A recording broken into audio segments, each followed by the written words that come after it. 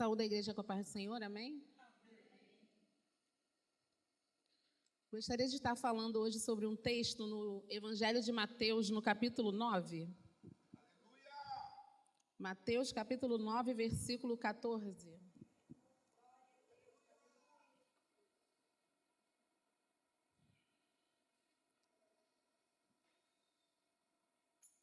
Nove, 14. Amém? Vamos ler. Então chegaram ao pé dele os discípulos de João, dizendo: Por que jejuamos nós e os fariseus muitas vezes, e os teus discípulos não jejuam? E disse-lhe Jesus: Podem, porventura, andar tristes os filhos das bodas, enquanto o esposo está com eles? Dias, porém, virão, em que lhes será tirado o esposo, e então jejuarão. Ninguém deita remendo de pano novo em veste velha, porque semelhante remendo rompe a veste e faz-se maior a rotura.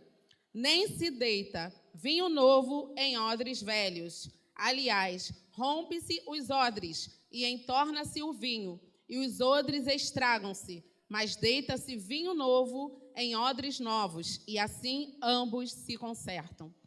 Senhor amado, nós aqui estamos diante de Ti, ó Pai. Venha falar conosco nessa noite. Toma os corações e mentes e nos ajuda, Senhor, para Te ouvir. Amém. Eu gostaria de entrar nesse versículo de Mateus, no capítulo 9, versículo 14, para explicar aquilo que o Senhor tem falado ao meu coração em relação a tudo que temos vivido na presença dEle. Tudo quanto temos aprendido do Senhor, desde que encontramos a Cristo, desde que Ele nos encontrou, desde o momento em que aceitamos o Evangelho do Senhor. Jesus, Ele foi levantado, mais particularmente aos 30 anos, perante toda aquela nação. Naquele lugar, na Judéia, Ele estava pregando. E o evangelho que ele levava era diferente do evangelho daqueles doutores da lei. E enquanto ele vinha fazendo seus sinais e milagres, muitos se levantavam contra ele. Muitos diziam quem ele era, com que autoridade ele poderia fazer sinais de curar cego, curar os paralíticos, curar todo tipo de enfermidade. E Jesus, ele vinha no começo do seu ministério fazendo muitos sinais e prodígios. E ele curou aqui no capítulo 9 o paralítico de Cafarnaum. E ele, depois de ter curado, ele foi confrontado. E ele vem andando e vai para uma outra margem e encontra Mateus, o publicano. E ele chama aquele publicano que perante toda a sociedade era como um pecador, porque trabalhava para Roma. Mas Jesus, ele estava ali para quê? Para alcançar os perdidos. E ele, quando foi confrontado, ele responde: quem precisa de médicos, os sãos ou os doentes? Então, ele começa a trazer uma doutrina que para eles eram novas. Mas não, Jesus estava somente cumprindo a palavra de Deus. Eles é que faziam muitas coisas acrescentando aquilo que a palavra mandava. E a maneira que eles faziam era totalmente contrária, porque em vez deles abrirem a porta do reino, eles fechavam. Eles se fechavam em si mesmos. Como os fariseus, os saduceus eram um grupo muito religioso, eles faziam com que os pecadores se mantivessem totalmente fora. E somente eles eram os santos. Então, Jesus vem de uma maneira diferente, lidando com toda a classe de pessoas. Ele veio para alcançar e salvar aqueles que haviam se perdido.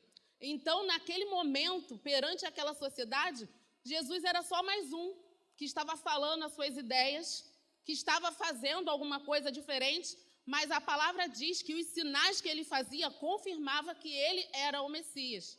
E os fariseus, enfurecidos, se levantavam contra ele. E Jesus vem fazendo a sua obra, o seu ministério, implantando o reino de Deus.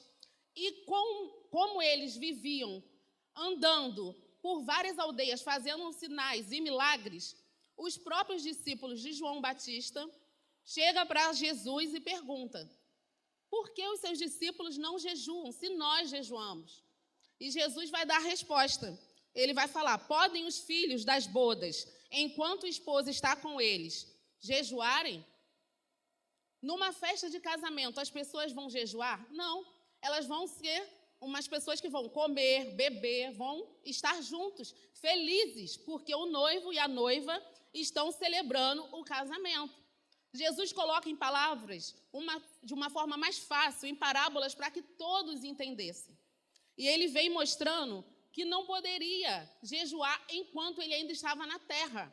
Ele estava fazendo a obra com os discípulos. Ele estava ali trabalhando para o reino. E eles andavam para lá e para cá. Só que, com certeza, em algum momento, Jesus jejuava e os seus discípulos também.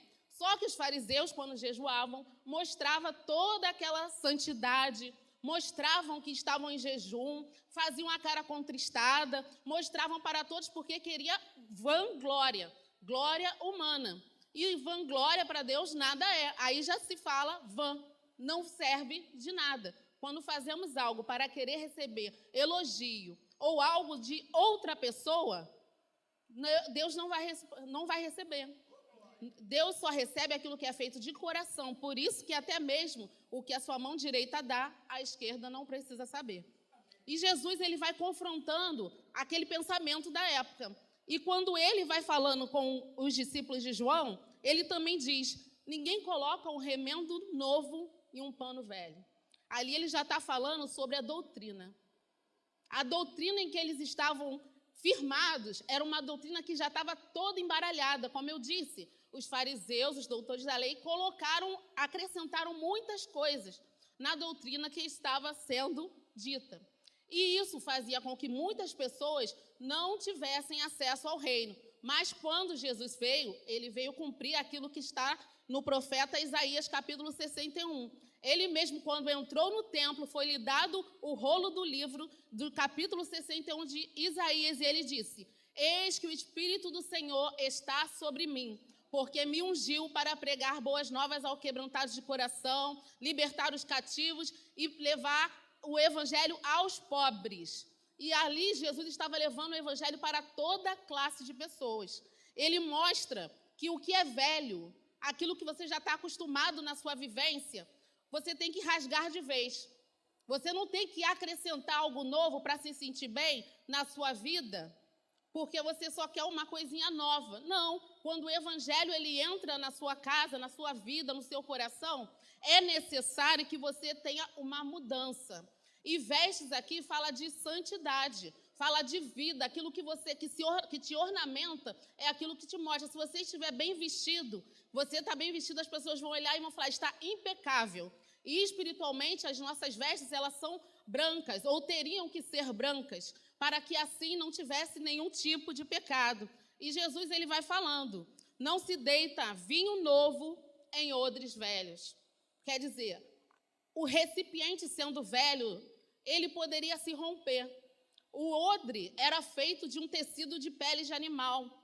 E se fosse velho, um vinho novo iria fermentar dentro daquele odre e iria arrebentá-lo. Então, quando nós aceitamos a Cristo, temos uma vida em Deus, não podemos aceitar ter o recipiente, a nossa vida velha, com as coisas novas de Deus, porque não dá. Ou você se esvazia do que você já tem para receber o que vem de Deus, que é a doutrina do Senhor Jesus, a verdadeira, ou você vai achar que está com uma vida em Deus, mas não está. Quando estamos com a vida no Senhor, verdadeiramente, tudo que é velho sai, é tirado. O Espírito Santo, ele tem que ter total primazia em nosso coração. O Espírito Santo, ele tem que falar em nossa mente e ser o regente. Quantas vezes a gente fala que teve um encontro com o Senhor e a nossa vida é totalmente igual à anterior? O fato de virmos à igreja pode também se tornar um tipo de ritual que tínhamos antes em outro tipo de religião. Mas só vir à igreja não significa que somos novas criaturas, não significa que nós somos filhos de Deus. Os filhos de Deus obedecem à palavra de Deus. A Bíblia fala que Deus não ouve a pecadores. Nós somos pecadores, mas se estamos em Cristo, nós somos justificados. E quando nos quebrantamos diante do Senhor, aquilo que nós oramos, o Senhor, por misericórdia, trabalha em nós e faz com que nós possamos receber. Quando nós temos uma vida nova, uma vida santa, uma vida reta em Cristo, as coisas velhas se passam, como a Bíblia fala, tudo velho se passa, eis que tudo se fez novo. Se somos nova criatura, as práticas mundanas não podem ser algo natural em nós. Se somos nova criatura, nosso relacionamento com o nosso próximo não pode ser indiferente à palavra de Deus.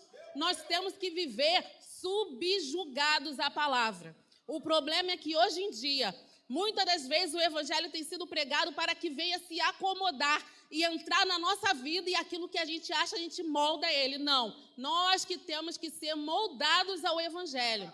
A palavra diz que é para nós termos a mente renovada, transformada, uma mudança de mente. E nós, às vezes, queremos falar, Senhor, isso eu aceito da tua palavra, isso aqui eu não vou aceitar. Não, quando você impede que a palavra do Senhor venha trabalhar no seu coração, seja um pecado, o mínimo que for, ele te impede de entrar no reino de Deus. Porque um pecado que não é confessado e deixado é um impedimento. Nós achamos que temos uma vida santa em Deus porque estamos na igreja todo dia, porque servimos na diaconia, porque estamos ali, aqui. Não. Vida santa em Deus é onde você vive. É dentro da sua casa, é dentro da sua família, é no seu trabalho. Onde você está levando Cristo? Como é o Cristo que você carrega? Jesus foi questionado, mas ele mostrou. O noivo está aqui, ó. Eu sou o noivo e eles estão comigo comemorando. Estão comigo curtindo aquele momento. Quando eu morrer, ele falava da morte dele. Quando o noivo for tirado, quando eu partir, aí sim eles vão jejuar. Como tem sido a nossa vida de jejum? Muitos acreditam que não é necessário, mas está na palavra. Como tem sido? Ou então me diga, aqueles que sempre ficam jejuando e querem fazer com que todos saibam. Para quê? É vanglória, é glória humana e Deus não recebe. Deus não recebe. Quando você recebe algo aqui na terra, você deixa de receber lá no céu, porque a sua recompensa já foi dada. Você já recebeu um elogio, já recebeu um agrado pelo que você fez aqui. Mas é melhor você fazer aqui, ninguém vê, e o Senhor que te olha em secreto te recompensa. Por isso que ele fala para que nós entremos no quarto e oremos a ele. A palavra do Senhor lá também nos diz em Isaías 6. Isaías entrou no templo no ano em que morreu o rei Uzias. Em Isaías 6 ele vai falar que ele teve uma visão gloriosa. Ele viu os serafins voando. Cada um tinha 6 asas. E clamavam uns aos outros, dizendo, Santo, Santo, Santo. Por que será que ele clamava Santo, Santo, Santo, os serafins? Porque a principal característica de Deus é a sua santidade. Quem é santo é puro, é separado. Automaticamente, algo santo, intocável, não tem pecado. A característica de Deus, quando Isaías olhou, ele viu a glória, a majestade, o poder de Deus, e ele falou, ai de mim. Ele exclamou, ele pensou, eu tenho visto o Senhor de toda a terra, ai de mim. Quando nós temos um encontro com Deus, verdadeiramente, nós temos que fazer olhar para nós por dentro e fazer uma análise e entender quem somos nós.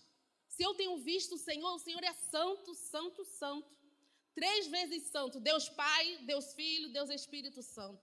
Ele é santo. Então, em algum momento da sua vida, você vai falar, eu tive encontro com Deus. Mas quando Isaías teve esse encontro com Deus, ele teve uma mudança. Ele olhou para dentro de si e reconheceu que ele era pecador. Quantos dizem que têm um encontro com o Senhor, mas não há mudança? Ou até mesmo acha, com sua autossuficiência, que já faz algo para Deus demais e com isso ele já está santo. Não aprende, porque a Bíblia fala que tem muitos que são tolos, nécios, que não aprendem. Por quê? Porque não tem deixado o Espírito Santo trabalhar. Tem deixado o quê? A sua autossuficiência, a sua justiça, como se fosse algo bom, porque a Bíblia não fala que nós somos justos, não. Nós somos justificados. Quando somos justificados, aí sim somos justos diante de Deus. Mas a justiça que nós temos não é a nossa justiça humana, Porque a palavra diz que a justiça humana é como trapo de imundícia. Ela não serve de nada. A justiça que temos em nós é aquela imputada por Cristo no Calvário. Quando Ele morreu na cruz do Calvário, aí sim, o sangue de Jesus nos cobriu como uma propiciação. E quando Deus olha para nós, Ele vê o sangue de Cristo. E com isso nós somos aprazíveis a Deus. Não porque nós fazemos alguma coisa, não porque nós temos alguma coisa, não porque nós demonstramos santidade, não. O Espírito Santo, ele esquadrinha os corações e as mentes. E o que temos ouvido aqui nesse altar são palavras de verdade, sobre vida com Deus e santidade. Cada pregador que passou aqui tem falado sobre isso. O Evangelho não está sendo seletivo aqui nesse lugar. A palavra está sendo pregada de ponta a ponta. Agora, o que você tem feito com essa palavra que você tem ouvido todos os dias neste local? Como temos recebido e como temos vivenciado ela? A Bíblia fala que assim como você recebeu do Senhor, tem que andar nele. Aquele que está em Cristo tem que ter as obras de Cristo. Um cristão é um pequeno Cristo. Nós temos uma vida correta? Não que sejamos totalmente santos, não. Mas se a gente pecar com o irmão, a gente reconhece. A gente consegue ter comunhão com os irmãos. Nós podemos falar livremente, como a palavra fala, falar a verdade cada um ao seu companheiro? Ou será que muitas das vezes a nossa vida tem demonstrado tudo ao contrário? Quando Isaías ele fala, ai de mim, ele fala, ai de mim que sou um homem impuro. Ele olha para dentro de si. Ele olha e fala, eu sou impuro e habito no meio de um povo de puros lábios. E eu estou perecendo. Se a gente olhar para dentro de nós hoje, fazer uma autoanálise, será que a gente vai esquadriar o nosso coração e vai ver que estamos perecendo? Quando nós estamos em Cristo, as nossas obras elas são feitas em Cristo. Quando nós estamos em Cristo, a nossa vida, a nossa palavra, ela é de Cristo. Então, quando nós achamos que está no domingo e numa quarta, assistindo o culto online, ou até mesmo vindo à igreja, isso já basta não. Você está se enganando. E enganando voluntariamente, porque a palavra está sendo pregada. Nós somos indesculpáveis diante de Deus. Não há desculpa para nós. Nós temos ouvido todos os dias a palavra do Senhor, mas os nossos ouvidos muitas das vezes têm se agravado. Nós temos botado um tampão porque isso não me agrada, então eu fecho e vou para outra parte. E procura fazer com suas obras para assim ser justificado. É trapo de imundícia, não tem. Não vai servir de nada. No dia do juízo vai passar no fogo e vai ser palha, vai dissolver. Não vai ter nada. E Isaías, ele vai falando, eu estou perecendo. Mas ele clama e pede. E a Bíblia fala, mas um serafim veio com uma tenaz, com fogo, tocou nos lábios de Isaías e purificou e disse a ele, a sua iniquidade está sendo tirada. Por que está sendo tirada dele? Porque ele reconheceu. Enquanto nós não reconhecemos o quão pecadores somos, o quão falhos somos, e não mudarmos, a nossa vida continuará a mesma. Nós estaremos sendo condenados com o mundo, mesmo entrando todo dia por essas portas. Não vai ser entrar por pelas portas que vai nos salvar, não. Vai ser a nossa vida com Deus lá fora, que vai mostrar se os dias que viemos aqui têm surtido efeito, em ouvir uma palavra, em estar em comunhão, em prestar o culto ao Senhor, porque nós temos que congregar. A palavra manda, e é aqui que nós sabemos e vivenciamos o Evangelho entre nós. Como diz por aí, ferro afia ferro. Então, de alguma maneira, você vai ser afiada por mim e eu por você. Mas nós temos que saber vivenciar. Nós temos que ter uma vida em Deus, em Cristo. Temos que ter uma vida totalmente santificada. Quando Jesus ele fala dos odres novos, da doutrina que ele estava fazendo, é porque eu não tenho como botar uma doutrina nova em vocês, fariseus, doutores da lei, porque vocês já estão totalmente cheios daquilo que é passado, que vocês colocaram para vocês mesmos. As obras que vocês acham que vão salvar as vossas vidas, não está dando espaço para o novo. Então, muitas das vezes, a gente quer vivenciar o Evangelho e a nossa própria vida. A gente dá um culto a Deus num domingo e o resto da semana dá para o diabo ou para a nossa própria carne. Porque muitas das vezes se fala que é o diabo, mas não, é a nossa vida mesmo. Então, o que acontece é que você e eu, nós, temos que fazer uma autoanálise e identificar. Tem sido pregado de santidade. Como nós temos colocado a nossa casa em ordem. Como nós temos vivenciado aquilo que o Senhor tem falado todos os dias. Qual é a nossa devocional em casa? Qual é a nossa vida de oração? Como nós temos lidado com o Evangelho do Senhor? A Bíblia vem falar em Romanos 6. Capítulo 6, versículo 4, diz assim: de sorte que fomos sepultados com ele pelo batismo da morte, para que, como Cristo ressuscitou dos mortos pela glória do Pai, assim andemos nós também em novidade de vida. Será que você tem vivido novidade de vida? Ou tudo aquilo quanto você tem vivido ainda está com resquício do passado? A sua vida você ainda não conseguiu se desprender.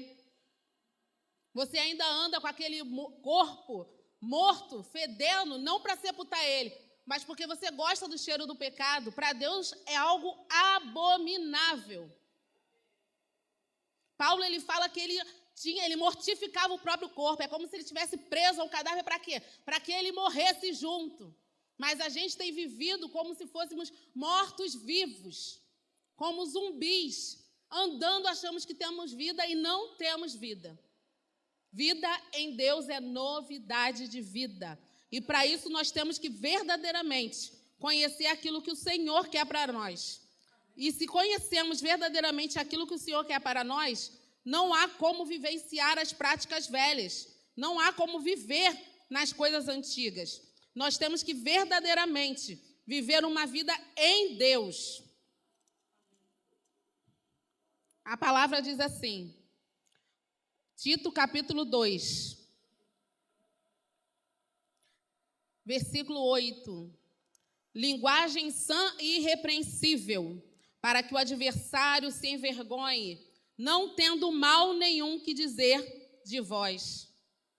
E quantas vezes nós vivenciamos com algumas pessoas, alguns irmãos, e as palavras não são sãs, não são irrepreensíveis, são caluniadoras, são mentirosas. E a palavra exorta que nós viemos viver em verdade. Verdade é a palavra do Senhor. Jesus Cristo, eu sou o caminho, a verdade e a vida. Se nós estamos em Cristo verdadeiramente, nós temos que andar como Ele andou. Que nós venhamos olhar para dentro de nós, examinar o nosso coração e entender verdadeiramente tudo aquilo que o Senhor tem falado a cada dia. Que nós venhamos verdadeiramente se entregar a Deus e não deixar que o pecado, que tão de perto nos rodeia, venham tomar como Senhor de nós e que venhamos fazer de nós escravos dele, não. Nós que temos que subjugar os nossos corpos, nós que temos que ter uma vida santa e mostrar a Deus que nós temos verdadeiramente vivenciado e agradecido por tudo quanto Ele fez. Para fechar, Romanos 12.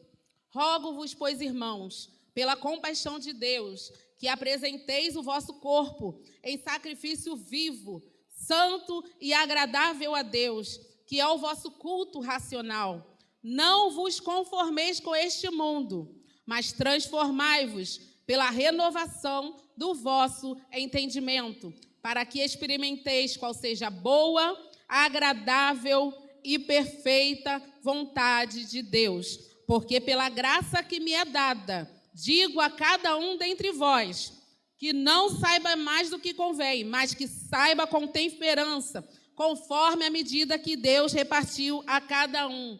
Porque assim como um corpo tem muitos membros, mas nem todos têm a mesma operação, assim nós, que somos muitos, somos um só corpo em Cristo, mas individualmente somos membros uns dos outros. Que nós venhamos analisar, que nós venhamos nos olhar e pensar o que temos vivenciado do Evangelho de Cristo. Muitas das vezes a gente vai olhar para nós e vai sentir vergonha. E é isso. Diante da majestade de Deus, não tinha como Isaías achar que ele estava bem, que ele estava fazendo, cumprindo os rituais, que ele era sacerdote, que ele estava ali todo purificado. Não. Se nós, quando encontrarmos a Cristo, toda vez que a gente for no nosso quarto para orar, acharmos que já estamos bem, a gente está com algum problema. Toda vez que buscarmos a Deus, nós temos que olhar para nós e reconhecer o quão pecadores nós somos, o quão falhos nós somos, porque a nossa autossuficiência não nos leva a lugar nenhum. Vamos orar ao Senhor. Pai amado, Deus querido, obrigada, Pai, por essa noite, Deus. Que o Senhor venha fortalecer, Jesus, a nossa fé. Que o Senhor venha nos dar ânimo, Senhor, para te servir. Que venhamos nessa noite, ó Pai, fazer, Senhor amado, uma autoanálise, entendendo aquilo que a Tua palavra em poucos minutos falou conosco, Deus.